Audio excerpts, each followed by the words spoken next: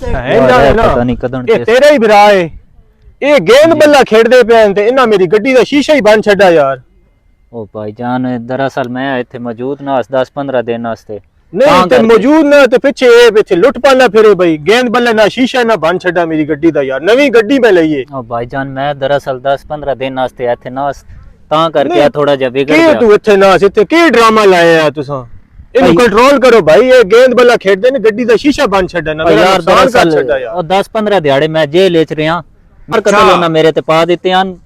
4 ਕੀਤੇ ਨਹੀਂ ਅੱਛਾ 3 ਕੀਤੇ ਹਨ ਚੌਥਾ ਤੇ ਉਹਨਾਂ ਨਹੀਂ ਪਾ ਦਿੱਤਾ ਖੈਰ ਹੈ ਬੱਚਾ ਗਲਤੀਆਂ ਹੋ ਬਹਰਹਾਲ ਤੁਸੀਂ ਦੱਸੋ ਕੀ ਮਸਲਾ ਨਹੀਂ ਮੈਂ ਬੱਚਾ ਹੈ ਗਲਤੀਆਂ ਹੋ ਜਾਂਦੀਆਂ ਬੱਚਿਆਂ ਕੋਲ ਮੈਂ ਗੱਡੀ ਦਾ ਸ਼ੀਸ਼ਾ ਭਾਈਜਾਨ ਪਵਾ ਲੈਸਾਂ ਉਹ ਨਹੀਂ ਹੋ ਰਿਹਾ ਨਾ ਉਹ ਮੇਰੀ ਗੱਲ ਤੇ ਸੁਣ ਨਾ तो गेम बचाना ਇਹ ਮਸਲਾ ਕੀ ਹੋਇਆ ਪੂਰਾ ਯਾਰ